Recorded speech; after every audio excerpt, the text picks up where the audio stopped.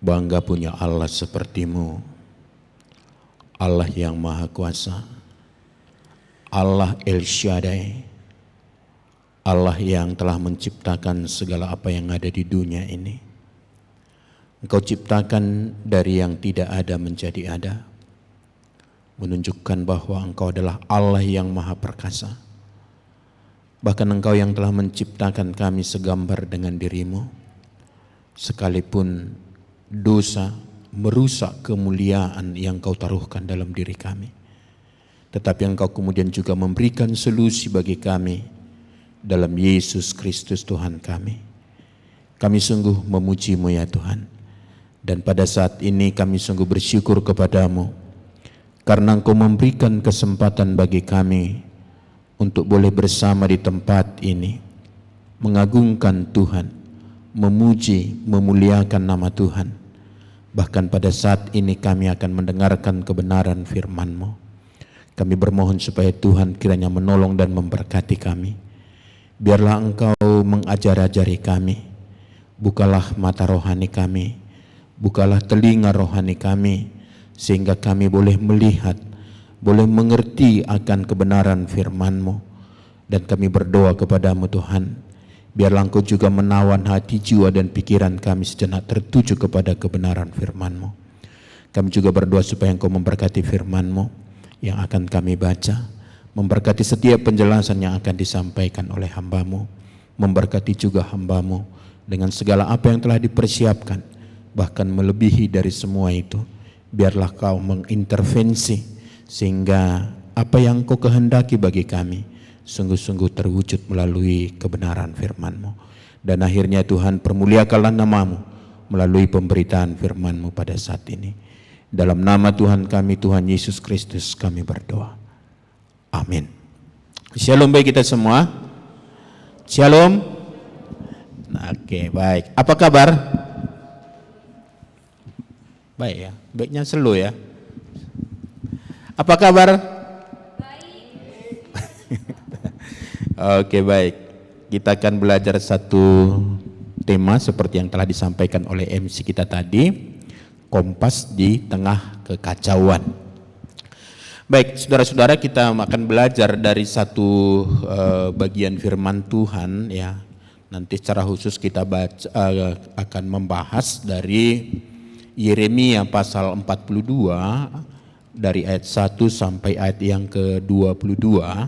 Tetapi untuk pembacaannya kita membaca ayat 1 sampai 12 saja. Ya. Kita membaca secara bergantian Yeremia 42 ayat 1 sampai ayat yang ke-12. Saya akan membaca yang pertama, kemudian saudara-saudara membaca yang kedua. Demikian seterusnya kita bergantian sampai nanti berakhir di ayat yang ke-12. Yeremia 42 ya. Yeremia 42 ayat 1 sampai ayat yang ke-12. Sudah? Mungkin apanya perlu dikurang ya, terlalu keras keratnya, middle-nya, dengung ini, dengung ya. Baik, kita membaca, mari kita mulai. Sudah dapat? Sudah ya. Mari kita mulai ya.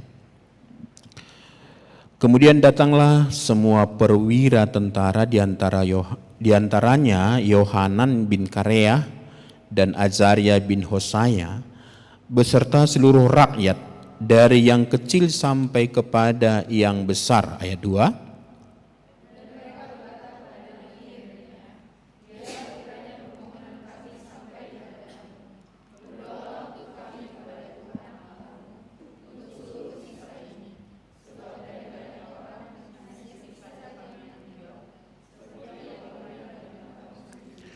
Semoga Tuhan Allah-Mu memberitahukan kepada kami jalan yang harus kami tempuh dan apa yang harus kami lakukan.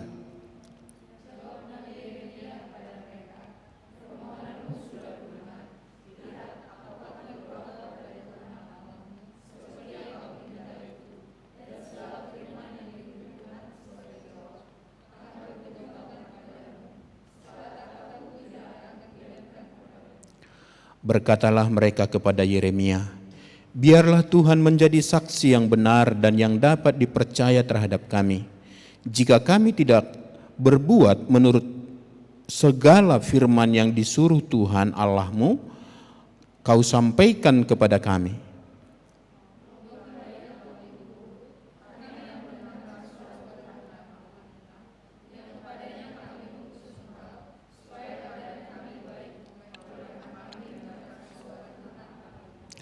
Sesudah 10 hari datanglah firman Tuhan kepada Yeremia.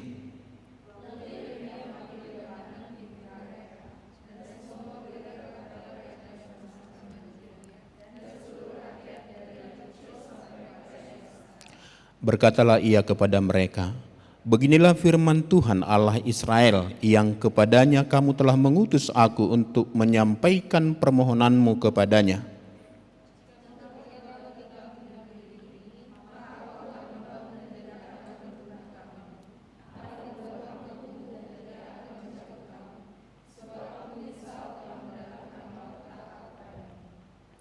Janganlah takut kepada Raja Babel yang kamu takuti itu. Janganlah takut kepadanya, demikianlah firman Tuhan. Sebab aku menyertai kamu untuk menyelamatkan kamu dan untuk melepaskan kamu dari tangannya.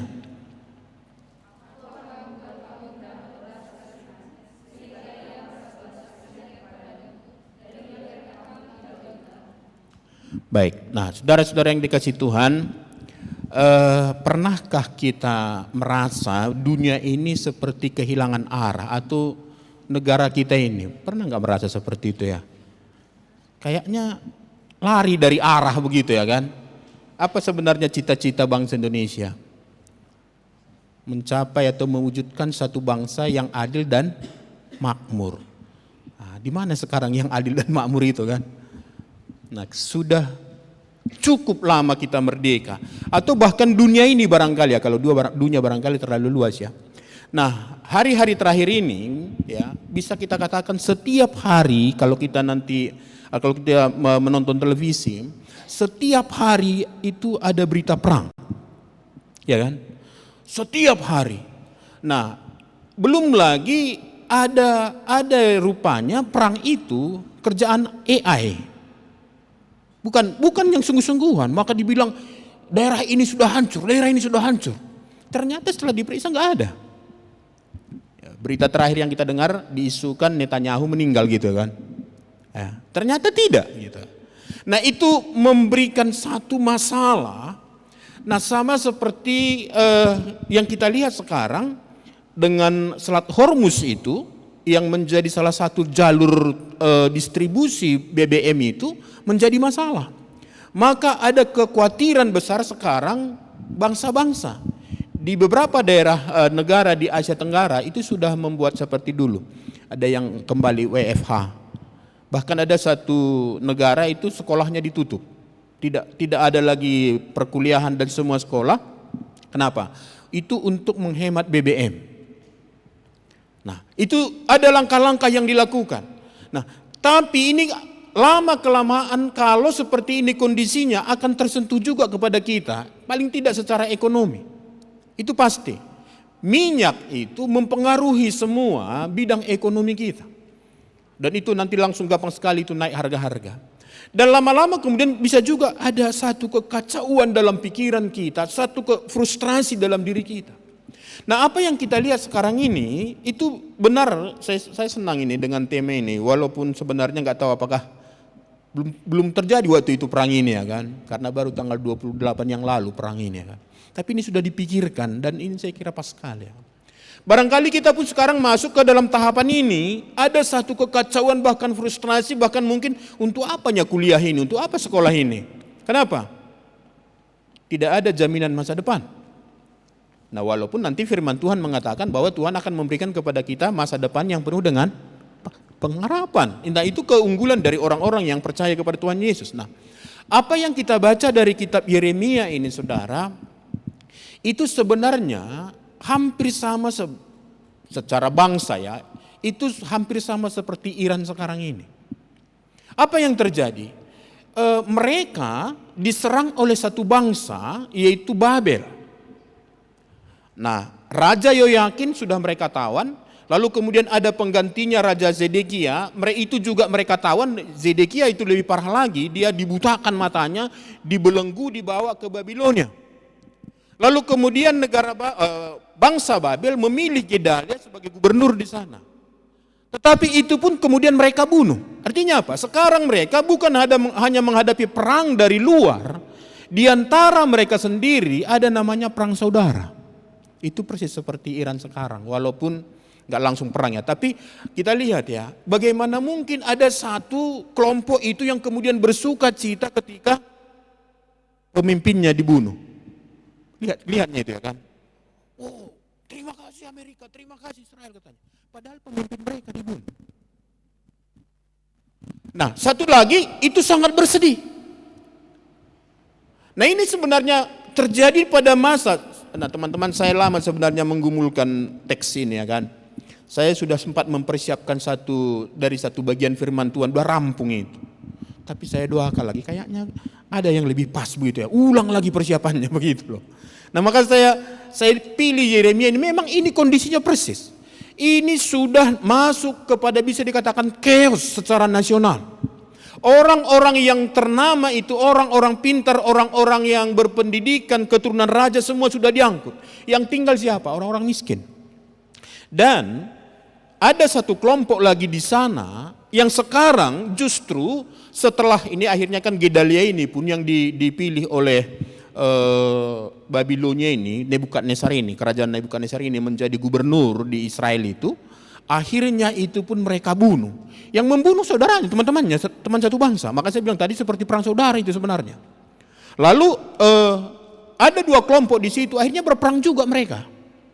Berperang. Nah, maka apa yang kita baca ini, sebenarnya bangsa itu sekarang di bawah pemimpinan Yohanan bin Kareah dikatakan tadi sana, mereka sudah memikirkan akan berangkat ke Mesir mencari perlindungan. Ya. Dianggap itu waktu itu Raja Firaun itu bisa melindungi mereka. Lalu sebelum mereka berangkat, ya, mereka bertanya kepada Tuhan melalui Nabi Yeremia. Apa kira-kira pesan Tuhan, firman Tuhan kepada kami? Di tengah-tengah kondisi ini, apa sebenarnya yang Tuhan inginkan bagi kami? Maka Yeremia sebagai seorang hamba Tuhan, dia sungguh-sungguh melakukan tugasnya, dia berdoa. Nah, kenapa sampai 10 hari ya kan? Nampaknya lama juga baru dijawab Tuhan ya kan? 10 hari kemudian kan, waktu pertama mereka datang, harus ada 10 hari lagi ditunggu. Berarti Yeremia benar-benar berdoa meminta petunjuk Tuhan. Dia tidak berbicara secara emosional. Tidak, dia benar-benar minta petunjuk kepada Tuhan, apa sebenarnya yang Tuhan inginkan kepada bangsa ini. Nah, itu sebenarnya seorang hamba Tuhan yang benar itu seperti itu. Dia tidak akan berbicara hanya berdasarkan logikanya, berdasarkan emosinya atau pengetahuannya. Dia selalu bertanya kepada Tuhan, apa sebenarnya yang harus disampaikan. Nah, maka saudara yang dikasih Tuhan, ya nanti kita ada diskusi sebentar ya. Nah, yang pertama kita lihat dari tema kita ini, kekacauan itu cenderung membuat kita panik dan mencari jalan sendiri. Ya. Kekacauan cenderung membuat kita panik dan kemudian mencari solusi sendiri. Nah, inilah sebenarnya seringkali menjadi masalah dalam kehidupan kita. Maka Yeremia kemudian kalau kita mundur kepada pasal 17 itu dikatakan terkutuklah orang yang mengandalkan manusia dan yang mengandalkan kekuatannya sendiri. Jadi mereka sebenarnya sebenarnya kalau kita baca pasal 41 bagian terakhir ini, nah misalnya mulai ayat 16 itu, lalu Yohanan bin Kareah serta semua perwira tentara yang bersama-sama dengan dia mengumpulkan seluruh sisa ini setelah mereka berperang ini sebenarnya melawan Ismail bin Netanya itu ya kan. Nah, lalu kemudian ya mengumpulkan seluruh sisa rakyat yang diangkut sebagai tawanan oleh Ismail bin Netanya dari Mispa setelah ia memukul mati. Nah, memukul mati Gedalia bin Ahikam, yaitu laki-laki, prajurit-prajurit perempuan, anak-anak dan perwira-perwira istana yang dibawa kembali dari Gibeon. Nah, ini akhirnya Yohanan bin Kareah berperang melawan Ismail bin Netanya, dan Ismail itu yang membunuh Gedalia itu bersama dengan timnya melarikan diri. Jadi mereka sudah sempat menawan orang Israel atau orang Yehuda pada saat itu. Nah sekarang ayat 17, kemudian mereka berjalan terus dan berhenti di tempat penginapan milik Kimham dekat Bethlehem dengan maksud berjalan terus menuju Mesir. Jadi mereka sebenarnya sudah memikirkan satu langkah. Menurut analisis mereka, Mesirlah tempat yang paling aman kemudian dari Babel itu. Nah ini saya katakan tadi, kekacauan cenderung membuat kita panik, lalu kemudian mencari jalan sendiri. Sebenarnya saudara, kalau baca nanti kitab Yeremia ini secara utuh, itu sudah berulang kali Tuhan katakan, jangan pergi ke Mesir. Itu sebelum mereka diserbu oleh bangsa Babel ini, sebelum diserbu, sudah berulang kali dikatakan, jangan pergi ke Mesir. Kenapa? Di Mesir pun nanti akan ada pedang yang akan membunuh mereka. Ada penyakit sampar yang akan membunuh mereka. Nah, tapi ternyata mereka sudah memikirkan itu. Kenapa? Mengandalkan logika. Kenapa? Mesir itu juga salah satu kekuatan pada saat itu di selatan. Nah ini akan ada sedikit pergeseran-pergeseran dalam bangsa Israel ini. Sebagai bukti dari ketidaktaatan mereka lagi kepada Tuhan. Jadi kalau mereka diserang oleh Mesir, biasanya mereka minta bantuan ke arah utara. Bisa dari Damsyik itu diminta. Nah, atau kalau diserbu dari utara itu mereka minta ke Mesir. Nah sekarang logika yang sama mereka pakai. Karena sebelum-sebelumnya pun seperti itu. Walaupun sebenarnya bertentangan dengan maksud Tuhan. Maka mereka memikirkan untuk datang ke Mesir mencari perlindungan, padahal itu sudah dilarang Tuhan. Maka saudara, hati-hati kita. Kadang-kadang begini, kita yang terlebih dahulu memutuskan sesuatu, lalu kita minta Tuhan memberkati. Contoh, nah misalnya ini memilih satu kampus lah misalnya kan. Kita tidak dari awal berdoa, Tuhan aku mau kuliah, kira-kira menurut Tuhan aku ke kampus mana. Kita kemudian terjebak dengan promosi dari satu sekolah lalu kita putuskan ke situ. Setelah kita putuskan baru kita minta Tuhan memberkati. Nah sebenarnya itu mirip seperti ini. Seharusnya dari awal kita berdoa, Tuhan aku mau kuliah ini. Aku rindu kuliah, dan Tuhan kan rindunya kita kuliah ya kan. Itu kan bagian dari mandat budaya itu kan untuk memiliki kemampuan mengelola alam ciptaan ini nanti. Tapi masalahnya kita kemudian mendahului Tuhan. Maka kita minta supaya Tuhan berkati. Nah, untung saja sebenarnya Tuhan tidak bilang begini. Siapa yang nyuruh kau kuliah di situ? Itu kan? Siapa yang nyuruh kau kuliah di situ? Maka seringkali sebenarnya permasalahan itu, kekacauan itu menjadi lebih kacau lagi karena kita melangkah dengan pikiran kita. Inilah sebenarnya yang terjadi dengan bangsa ini. Nanti kita lihat saudara kalau baca keseluruhan nanti ini sampai akhir. Ternyata kemudian setelah diberikan Nabi Yeremia anjuran itu ya, dilarang ke sana, ternyata mereka tidak mau, tetap mereka pergi.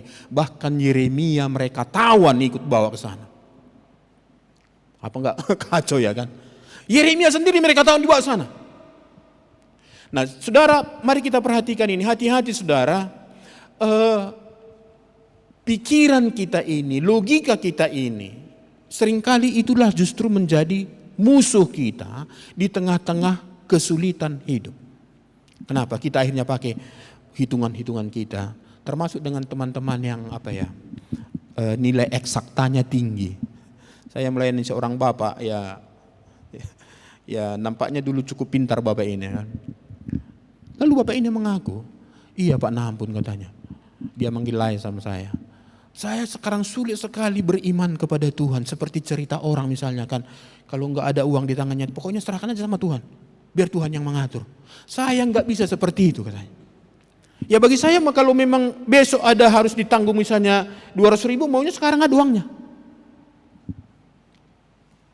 Nah justru disitulah sebenarnya membuat kita akhirnya seringkali cari jalan sendiri sehingga tidak melihat keajaiban Tuhan. Nah misalnya begini, besok kita butuh 200.000, kita sudah berdoa beberapa minggu nggak ada dikasih, sampai malam ini nggak ada. Lalu apa yang kita pikirkan? mulai kasak kusuk, cari teman siapa yang bisa dipinjam uangnya, kan gitu kan? Akhirnya memang ada yang memberikan, tapi saudara, Anda tidak punya pengalaman secara rohani dalam hal itu. Dibanding kalau terus kita berdoa kepada Tuhan sampai betul-betul nanti kita lihat bagaimana Tuhan memimpin. Lalu waktu Tuhan kasih 200.000, kalau tadi kan kita pinjam kan harus bayar ya kan? Harus bayar. Ini bisa Tuhan kasih kemudian benar-benar dikasih itu 200.000 sesuai dengan kebutuhan kita. Dan ketika kita terima itu membuat kita sangat bahagia, terharu, bahkan barangkali sampai meneteskan air mata. Itu pernah pengalaman kami ya. Saya sering menyaksikan ini karena bagi saya itu adalah satu pengalaman yang luar biasa. Nah, satu kali istri saya kemudian sakit ya di bagian kirinya. Nah, karena memang udah kanker ya sebelumnya, lalu kami pikir ya mungkin kambuh lagi. Ya, kambuh lagi. Itu tahun 2022 kalau tidak salah. Nah, lalu kami bawa ke dokter. Nah, karena pingin jawaban cepat, kita tidak pakai BPJS waktu itu. Kita ke dokter umum lalu diperiksa. Nah, itulah sama seperti saudara. Yang pikiran saya apa? Dari mana nanti uang menutup membayar uang dokter ini, kan gitu kan? Ini kalau kita ke spesialis sudah tahu berapa harganya. Bukan 500.000, bukan, itu tinggi ya kan. Nah, lalu tapi syukurnya teman-teman, lalu ada langsung suara mengatakan, udah serahkan sama Tuhan. Ya sudah, saya serahkan sama Tuhan. Itu terjadi mulai dari diperiksa sampai kemudian mau bayar. Itu loh, dari mana? Memang adanya uang, tapi kan bukan untuk itu posnya kan. Maksud saya kalau dibilang nggak ada uang bukan berarti nggak ada uang di kantong kami. Ada uang tapi bukan untuk itu. Artinya uang yang sudah ada ini sudah ada posnya, harus dicari lagi uang lain untuk itu. Nah, lalu kemudian berdoa dalam hati. Lalu akhirnya dibayar, pulang ke rumah. Sampai di rumah ya sama seperti teman-teman kan, kalau sampai di rumah apa yang pertama dilakukan? Atau tadi sampai di sini tadi duduk, apa yang pertama diambil? Handphone kan, langsung diambil kan. Sampai di rumah memang ya parkir sepeda motor, duduk lihat handphone. Lalu ada notifikasi di situ, ada masuk WA, saya baca. Lalu apa isinya? Isinya adalah, "Bang, ini sedikit uang untuk perobatan kakak," katanya. Lalu saya lihat jumlahnya, lebih dari apa yang kami bayarkan di rumah sakit. Lalu saya lihat lagi jamnya, jam berapa masuk itu. Rupanya jauh sebelum saya memikirkan yang tadi. Dari mana uang untuk menutupi ini? Saudara lihat betapa ajaibnya Tuhan itu. Memang waktu itu tak kenapa nggak saya buka handphone di rumah sakit. Nah, inilah sebenarnya yang Tuhan latih bagi kita dalam kekacauan itu, sehingga saudara dan saya memiliki pengalaman-pengalaman rohani bersama dengan Tuhan. Kalau kita pakai logika, ya, atau seperti tadi kasak kusuk cari uang, dapat juga itu. Orang kita banyak temannya kan, apalagi itu sampai memelas ya kan. Masa kau tega, ini orang lain pula disalahkan kan, cara minjam sekarang kan gitu kan. Masa kau tega melihat adik seperti ini, besok kami butuh uang ya kan. Bukan bilang kasih tolonglah kak, bukan gitu bahasanya. Masa tega kakak membiarkan adik seperti ini, besok harus bayar ini, enggak ada uangnya. Malulah kakak, katanya pula sama kita kan. Bukan minta tolong dia, sekarang kan ada gaya-gaya seperti itu kan.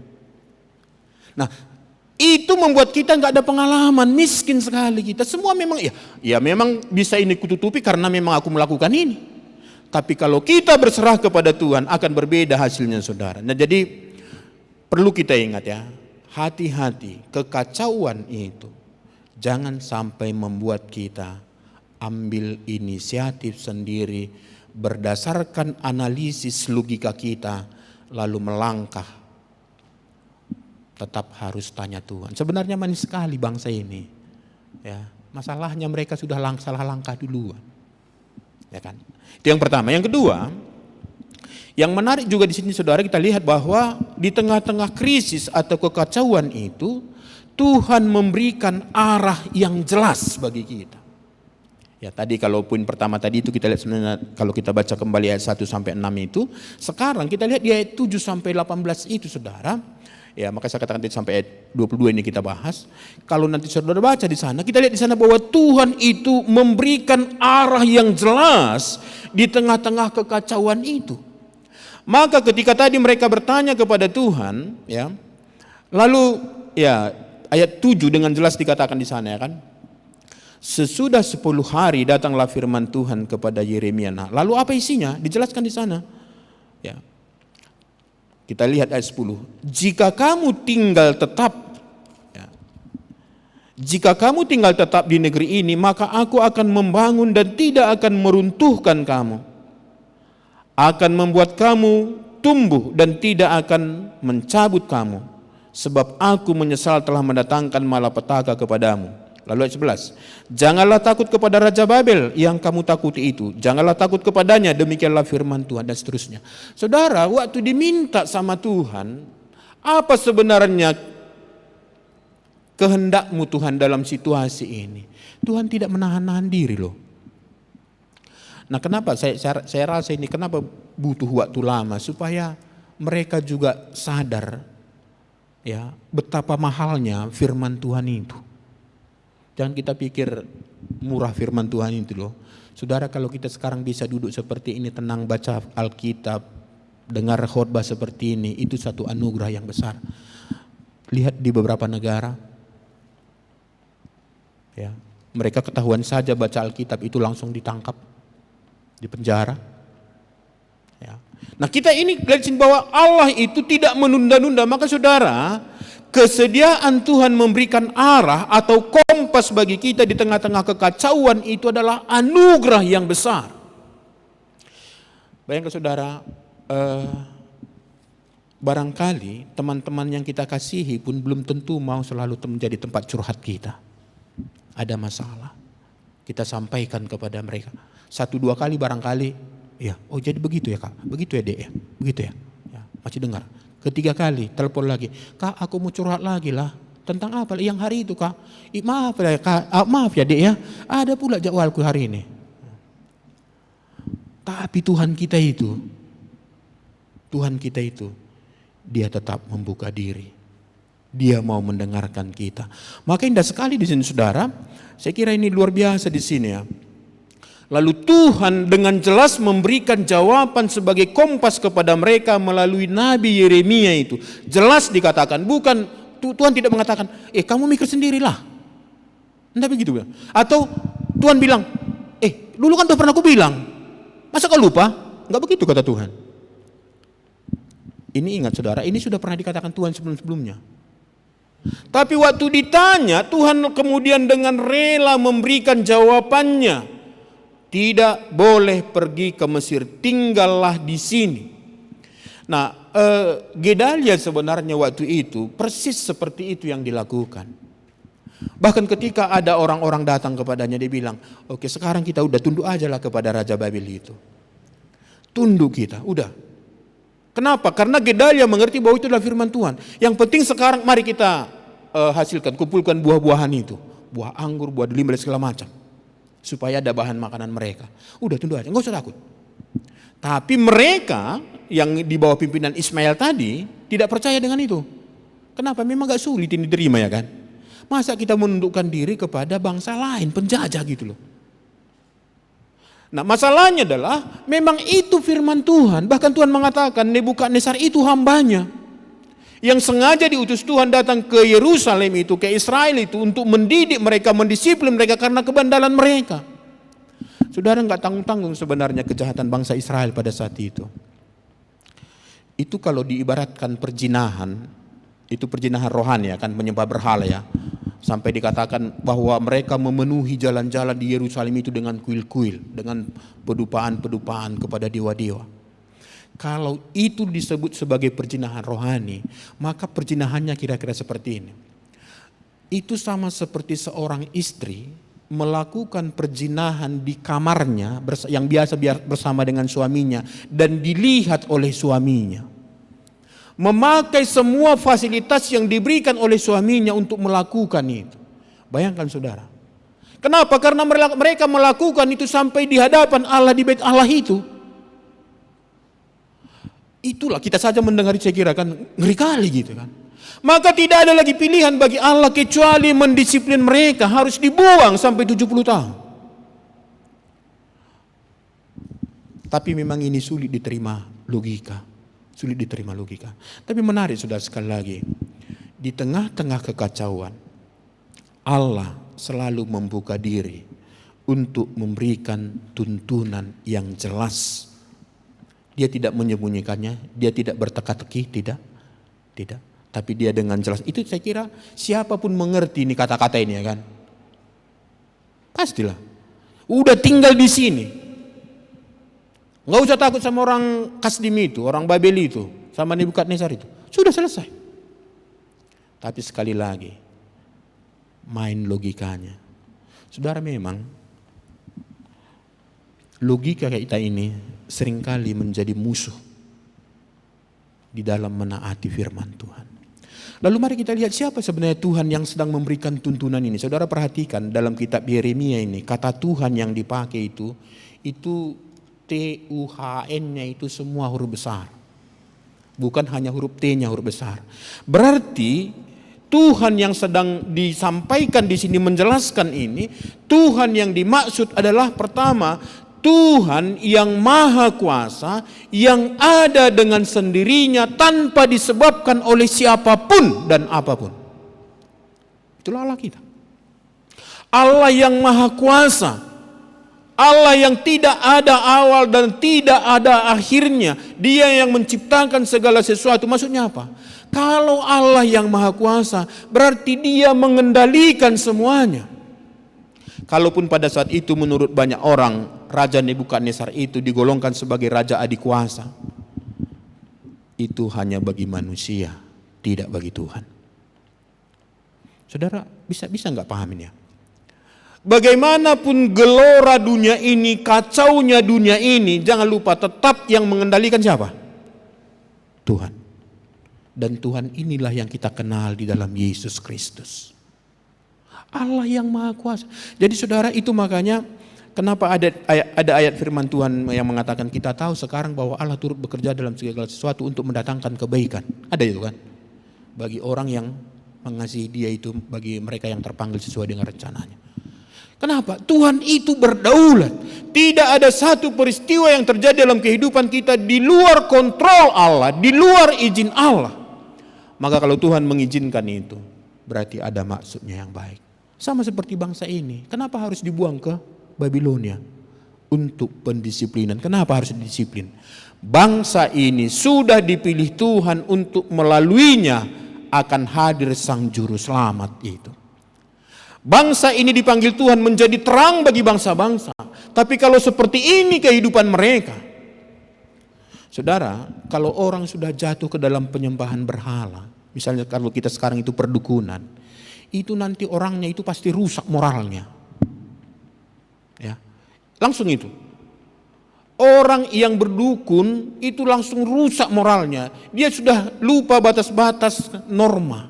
Kenapa? Yang mengendalikan dia apa? Kuasa kegelapan itu. Dan biasanya orang yang terlibat dengan okultisme ini atau penyembahan berhala itu sudah pasti nggak suka dengan firman Tuhan, nggak suka dengan peribadahan seperti ini, nggak suka. Nah maka Tuhan harus mendisiplin mereka untuk mengembalikan mereka kepada maksud semula dari Allah. Maka nanti kita lihat juga di sini saudara, kalau Tuhan kemudian mendisiplin kita, diizinkan kekacauan, jangan-jangan ada sesuatu yang sedang diproses Tuhan dalam kehidupan kita. Jangan-jangan kita sudah lari dari maksud Tuhan semula, ya. Lalu siapa Tuhan yang dimaksud di sini? Selain daripada Dia adalah Allah yang Maha Kuasa, Ia adalah Tuhan perjanjian yang mengikat perjanjian dengan umatnya. Kalau kita sebut Tuhan, maka ini sebenarnya nanti suatu saat barangkali perlu dibuat ada tema itu makna nama-nama Allah. Kan ada El Shaddai gitu kan, ada Tuhan. Apa maksudnya itu sebenarnya? Nah, jadi Tuhan Yahweh itu adalah Allah perjanjian. Yang berjanji ini siapa? Allah yang Maha Kuasa. Berjanji dengan siapa? Manusia yang sudah jatuh ke dalam dosa, yang tidak ada lagi yang menarik dalam dirinya oleh karena sudah dilumuri oleh dosa itu. Ada nggak diantara kita mau berjanji, buat perjanjian dengan seorang, maaflah, gembel misalnya? Dan saudara tahu, perjanjian antara Allah dengan manusia dalam konteks ini, itu adalah Allah yang kemudian rela merendahkan diri datang untuk meraih manusia itu. Maka perjanjian itu semata-mata untuk kebahagiaan kita. Nah, maka saya bilang tadi, ada nggak di antara kita mau buat perjanjian kepada seorang gembel misalnya kan? Dan kita memilih harus berkorban. Kenapa? Karena perjanjian ini untuk kepentingan dia, bukan untuk kepentingan kita. Di pihak kita itu adalah pengorbanan. Dan itulah yang dilakukan oleh Tuhan bagi kita di dalam Yesus Kristus. Tuhan perjanjian. Dia berjanji. Maka Alkitab kita ini kan secara umum kan dibagi berapa? 2 ya kan? Perjanjian lama dan perjanjian baru. Nanti kalau saudara baca lagi, dalam perjanjian lama sekali aja pun banyak sekali perjanjian-perjanjian Allah. Ada perjanjian Adam, ada perjanjian Nuh, ada perjanjian Abraham, ada perjanjian Musa, ada perjanjian Daud lagi nanti. Banyak sekali. Bahkan banyak sekali janji di sana. Itulah Allah kita. Tapi yang menarik adalah ketika dia berjanji, dia bertanggung jawab untuk menggenapinya. Bahagia kita teman-teman punya Allah seperti itu. Lalu dia juga adalah Tuhan yang penuh kasih karunia. Ya, boleh juga nanti belajar tentang arti anugerah dalam Alkitab. Apa sebenarnya arti anugerah itu? Lihat di PN, lihat di PIB, apa sebenarnya maksudnya itu? Lalu ia adalah Tuhan yang berbicara. Jadi kalau kita katakan Tuhan itu adalah kompas kita, bukan Tuhan yang bisu. Tapi adalah Tuhan yang berbicara melalui firman-Nya. Maka tadi kita lihat kan, ketika ditanya oleh Yeremia, melalui saya kira pastilah dia kemudian berdoa kan. Dan Tuhan berbicara kepadanya. Maka berfirmanlah Tuhan, berfirmanlah Tuhan. Jadi kalau kita bicara bahwa Tuhan itu adalah kompas dalam kehidupan kita, bukan Tuhan yang bisu. Bukan, tapi Tuhan yang berbicara dan perkataan-perkataannya itu adalah kebenaran. Oke teman-teman, ya. Jadi tadi kekacauan sering membawa kita pilih jalan sendiri. Nah, yang kedua di tengah-tengah kekacauan, Tuhan selalu memberi tuntunan. Lalu bagian terakhir dari firman ini, kalau begitu apa yang merupakan respon kita? Ayat 19 sampai 22 ya. Sebenarnya bisa juga berulang-ulang nanti ayat-ayat ini. Apa yang menjadi respon kita? Nah, yang pertama tentu di sini memang tidak ada. Yang pertama, saya dan saudara pastikan memiliki relasi dengan Tuhan. Ingat bahwa dosa sudah memisahkan kita dengan Allah. Kan begitu ya? Tetapi yang menjadi pemisah antara kamu dan Allah ialah segala dosa kita. Dan yang membuat dia menyembunyikan diri sehingga tidak mau mendengar, tidak mau memberikan jawaban apa? Kejahatan kita. Maka pastikan saudara bahwa saudara sudah memiliki relasi dengan Tuhan. Kapan itu terjadi? Ketika kita lahir baru terima Tuhan Yesus dalam kehidupan kita. Jadi kalau saudara tidak menerima Tuhan Yesus, sebenarnya tidak ada relasi dengan Tuhan dan tidak mungkin dituntut secara khusus.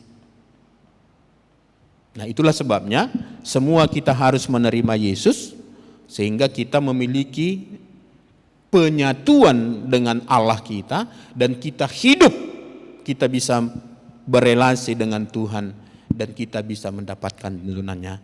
Dan saudara, orang yang belum lahir baru berarti dia adalah orang yang masih mati secara rohani. Kan gitu ya kan? Pernah lihat orang mati minta tuntunan? Pernah? Coba dulu cari nanti di mana dia yang meninggal ya. Coba dulu tanya. Ada enggak orang mati mau bisa datang dia minta tuntunan? Tolonglah dulu Wah, udah dingin kurasa di sini. Ada seperti itu? Enggak. Itu maka saudara, orang yang belum terkenal Tuhan, belum terima Tuhan Yesus, dia berjalan sesuka hatinya. Maka ini menjadi prasyarat ini kan. Harus lahir baru, harus terima Tuhan Yesus, harus dihidupkan dulu. Nah lalu yang kedua, mencari kehendak Tuhan dengan hati yang jujur. Jadi bukan seperti bangsa ini datang mencari kehendak Tuhan, tapi sebenarnya menipu. Ini saya kira Tuhan tahunya hati mereka ya kan. Tahunya Tuhan bahwa mereka tidak akan menaati apa yang disampaikan itu. Tapi karena Tuhan itu Tuhan yang setia, ketika ditanya dia kasih tahu. Maka saudara di sini tidak cukup hanya tahu apa yang merupakan firman Tuhan itu, walaupun itu sangat penting. Tapi kita nanti bagaimana kita berikutnya itu nanti harus taat. Maka saudara mencari kehendak Tuhan, maka disinilah kita perlu membangun relasi, apa yang kita sebut dengan HPDT ya kan? Hubungan pribadi dengan Tuhan. Mari baca Alkitabnya. Sekarang teman-teman, mana lebih banyak yang kita perhatikan? Informasi di gadget kita kah, di handphone kita, atau informasi dari firman Tuhan? Nah, kenapa kemudian tadi ini dihubungkan sasarannya dengan algoritma yang sering juga mengacaukan kita? Algoritma itu kan membaca pikiran kita ya kan. Apa yang kita buka sering. Nah saudara, kalau saya pinjam handphone saudara nanti, saya bisa tahu apa yang sering saudara buka. Ya kan? Lihat aja langsung pasti aku dimunculkan itu. Jadi kalau saudara misalnya yang dibuka itu hanya berita perang, ya memang nanti akan muncul kemudian perasaan frustrasi. Atau orang-orang yang kemudian frustrasi kita lihat, ya memang kita akan dibawa di sana. Tapi kalau nanti saudara sering buka misalnya apa ya, ada hamba-hamba Tuhan yang khotbahnya bagus, itu langsung nanti itu muncul. Nah maka di sini kita lihat saudara, mari kita berjuang memahami apa yang merupakan kehendak Tuhan bagi kita. Maka jangan pernah lewati hari tanpa membaca Alkitab. Saudara, saya harap ini keunikan kita nanti sebagai orang percaya ya, yang dibina di YPDPA ini, di PAP ini. Saudara punya ilmu pengetahuan yang tinggi. Tapi bukan hanya itu, saudara juga memiliki pemahaman firman Tuhan yang sangat baik, yang teraplikasi dalam kehidupan saudara. Itu yang membedakan kita. Dan disitulah nanti keunikan kita saudara. Termasuk di tengah-tengah profesi. Bahkan saudara yang sedang kuliah saat ini. Di situ keunikan kita. Ya. Oke, jadi mencari kehendak Tuhan ya. Dengan hati yang jujur. Lalu kemudian yang berikutnya adalah percaya kepada Tuhan lebih dari logika kita. Percaya kepada Tuhan melebihi dari semua logika kita. Dan saudara, kadang-kadang jalan Tuhan itu tidak mudah dilihat. Kadang-kadang jalan Tuhan itu bertentangan dengan logika kita. Sama seperti kita tadi kan. Jelas-jelas Tuhan mengatakan jangan ke Mesir. Tapi logika mereka mengatakan Mesirlah yang bisa melindungi mereka. Maka ada di satu lagu itu, tapi sekarang nggak pernah saya dengar lagi dinyanyikan. Lagu itu bilang begini, ajarlah daku melakukan firman-Mu, walaupun tak selalu ku pahami. Gitu ya kan? Kenapa? Karena apa yang tertulis di sini adalah kebenaran. Saudara mengerti atau tidak, ini adalah firman Tuhan, maka lakukan.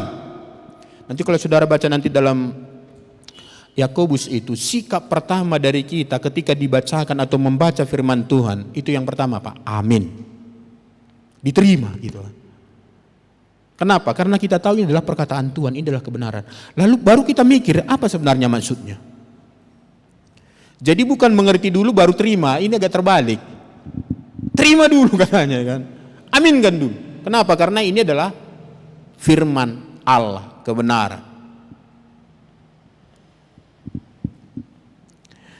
Ya, jadi jalan Tuhan ya tidak terlihat paling cepat. Kan gitu ya. Kadang-kadang lambat sekali, ini 10 hari tadi. Padahal mereka itu bisa kita bayangkan ya, dalam ketakutan lokeos itu, mereka datang rame-rame tanya kepada Yeremia. 10 hari baru dijawab. Kenapa banyak orang berobat ke dukun? Karena memang langsung nampak reaksinya kan. Kalau berdoa dalam nama Yesus, ya memang bisa juga mujizat langsung ya. Tapi kadang-kadang justru proses. Kenapa? Karena di proses itu yang paling penting adalah bukan kesembuhan jasmaniahnya, tapi kesembuhan rohaninya. Di proses Tuhan. Jalan Tuhan tidak terlihat paling aman. Sama seperti ini. Saat tinggal di Yerusalem. Yerusalem pada saat itu sudah hancur, sudah dibakar. Bait Allah pun sudah dibakar. Enggak ada lagi. Tadinya itu sangat terlindung, sekarang sudah terbuka. Ya. Nah maka saudara, tapi di atas semuanya itu adalah taatlah, percayalah tetap kepada Tuhan. Maka apa yang dikatakan Tuhan, amin. Lakukan. Maka kalau kita ingat dengan ayat hafalan kita dalam jaminan bimbingan Tuhan, masih ingat ya? Jaminan bimbingan Tuhan apa ayatnya? Amsal 3 ayat 5 dan 6. Enggak belajar kalian zaman bimbingan Tuhan. Belajar loh, percayalah kepada Tuhan. Ya kan? Kan itu ya kan? Percayalah kepada Tuhan dengan segenap hatimu. Dan apa katanya? Janganlah bersandar kepada pengertianmu sendiri. Akuilah dia dalam segala lakumu, maka ia akan meluruskan jalanmu. Ini. Terakhir saudara. Ada pertanyaan nanti ya. Terakhir apa? Taat pada arah yang Tuhan tunjukkan.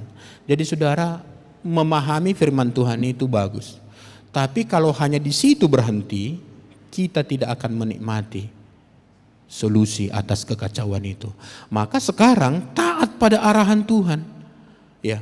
Mereka sudah bertanya kepada Tuhan, mendengar jawaban Tuhan dan mengetahui kehendak Tuhan, tetapi mereka tidak mau mengikutinya.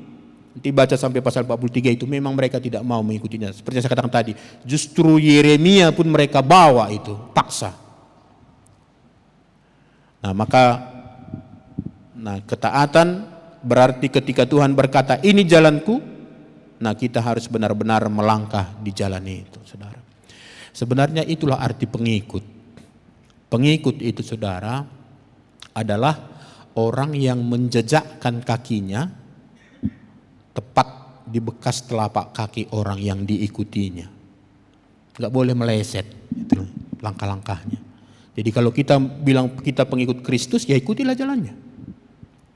Oke, jadi saudara, ini firman Tuhan bagi kita, Kompas di tengah kekacauan. Jadi kita berbahagia, kita punya Tuhan ya yang mengendalikan segalanya, dan Dia berfirman, menyampaikan isi hatinya bagi kita untuk menuntun kita di tengah-tengah kekacauan sehingga kita mendapatkan solusi-solusi dan kita sampai kepada kebahagiaan.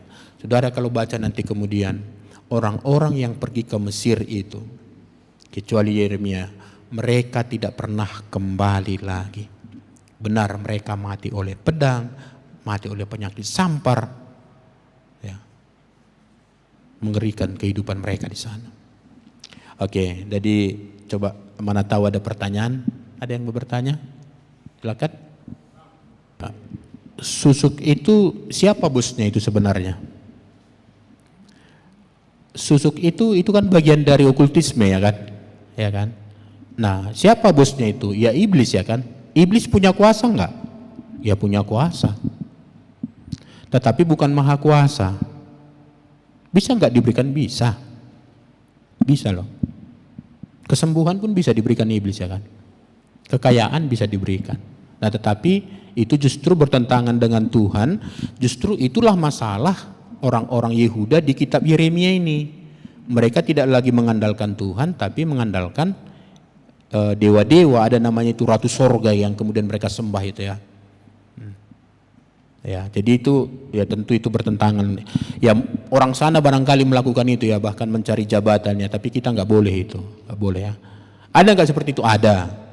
Ya, tapi kita nggak boleh melakukan itu ya. Oke, ada lagi? Sesuai dengan tema kita ini. Oh, udah nggak kacau lagi pikirannya, udah aman damai ya kan, nggak kacau lagi ya kan. Tapi 3 poin ini bisa ya. Tadi pertama apa itu? Kekacauan sering membawa kita kepada apa? Pilih jalan sendiri ya. Sebentar ya. Yang kedua, di tengah-tengah kekacauan kita punya Tuhan yang selalu bersedia menuntun. Dan Tuhan itu adalah Tuhan yang maha kuasa, Tuhan yang berjanji dengan kita, Tuhan yang penuh dengan anugerah dan kasih setia. Lalu yang ketiga apa? Respon kita. Respon kita itu ada 4 tadi ya kan? Ada 4 respon kita. Nah itu kita praktekkan nanti ketika kita mengalami kekacauan atau mengalami pergumulan. Gak usah dulu pakai kacau, macam kayak berat kali ya kan kalau kekacauan ini ya kan. Ada pergumulan, pakailah prinsip itu. Ya. Oke, ada lagi? Firman udah tadi kan tanya kan.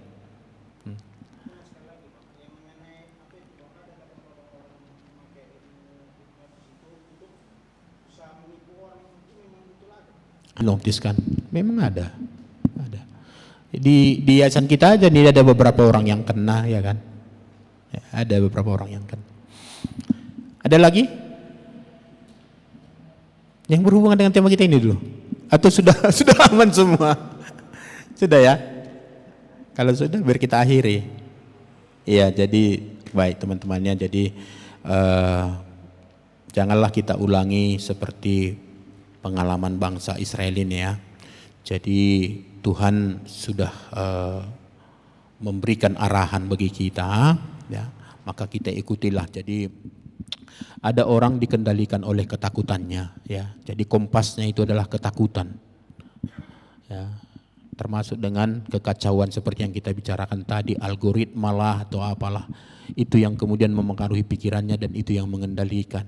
Situasi ekonomi kah, kesulitan mendapatkan pekerjaan kah, kesulitan mendapatkan teman hidup kah, ya. Tetapi mari kembali kepada kompas Tuhan, ya. Tuhan berfirman, Allah kita yang maha kuasa yang memberikan firman-Nya untuk menjadi kompas dalam kehidupan kita. Nah, saudara, kalau lihat misalnya navigasi-navigasi seperti kapal-kapal yang berlayar itu andalan mereka kompas. Bahkan di tengah-tengah kabut sekalipun mereka tidak bisa mengarahkan langkahnya. Sekalipun mereka nggak bisa lihat jalan, tapi kompas itu yang mereka perhatikan. Maka dalam perjalanan kehidupan kita pun, mari selalu perhatikan kompas itu. Jangan hanya jalannya dilihat, perhatikan kompasnya. Tuhan dan firman-Nya kan. Nah, saya akhiri khotbah ini, ada satu film setelah mereka mengalahkan bajak laut itu, ini tentara ini dan tentara dan angkatan laut. Lalu setelah mereka mengalahkan bajak laut itu dalam satu gua besar itu, lalu mereka kemudian keluar dari gua itu, lalu masuk ke perahu. Waktu mereka di perahu itu, mereka lihat matahari. Oh, lalu mereka bilang, oh ini siang. Berarti nanti ke sana itu sore. Lalu mereka tempuh jalan yang menurut mereka ke arah mereka. Ya. Ternyata terbalik. Ini baru pagi, mau ke apa ya? Mereka berpikir itu akan apa? Akan naik, ini pagi sorry. Mereka pikir itu pagi akan naik. Oh, berarti kita menuju ke sana. Rupanya sudah sore itu. Ngerti maksudnya kan? Waktu kan matahari itu waktu kita lihat kan misalnya di sana dia, kan bisa kita punya kesan itu baru terbit. Nah, jadi waktu mereka baru keluar dari mengalahkan bajak laut itu, lalu mereka kemudian lihat matahari. Mereka pikir baru terbit, lalu mereka ikut, berarti kita harus ke sana. Nah, lalu setelah mereka mengayuh begitu jauh, rupanya ini sudah mau tenggelam. Lalu mereka terkatung-katung satu malam, nggak tahu arah. Kenapa? Mereka memang nggak punya kompas, nggak ada persediaan untuk itu. Mereka mengandalkan matahari sebagai kompas mereka, tapi masalahnya mereka salah. Mereka pikir itu matahari terbit, rupanya matahari sedang menuju tenggelam dan akhirnya susahlah mereka satu malaman. Nah, saudara, sekali lagi di tengah-tengah kekacauan dunia ini, mari perhatikan kompasnya. Dan kalau sudah dikatakan kompas itu, ikutilah. Jangan seperti meme-meme di handphone itu kan, belok kiri katanya kan. Kita nggak mau dia belok kiri, ke kanan dia kan. Belok kiri katanya, tetap dia ke kanan. Kenapa belok kanan? Itu rumah janda katanya. Pernah lihat itu kan? Dia sebenarnya mau ke satu tempat kan, sudah diarahkan oleh GPS ini kan. Tapi nggak mau kawan ini, berarti dia ke kanan, dia kanan. Akhirnya dibilang itu rumah janda katanya. Ya, jadi teman-teman, artinya kompas sudah ada, ya, Allah kita dan firman-Nya. Masalahnya apakah kita perhatikan kompas itu? Apakah kita mau mengikuti arahan dari kompas itu? Nah, kiranya kita akan mengikuti ya, supaya kita berbahagia, keluar dari krisis, bahkan di tengah-tengah kekacauan sekalipun, kita tetap mampu menghadapinya. Tuhan memberkati, amin. Mari kita berdoa.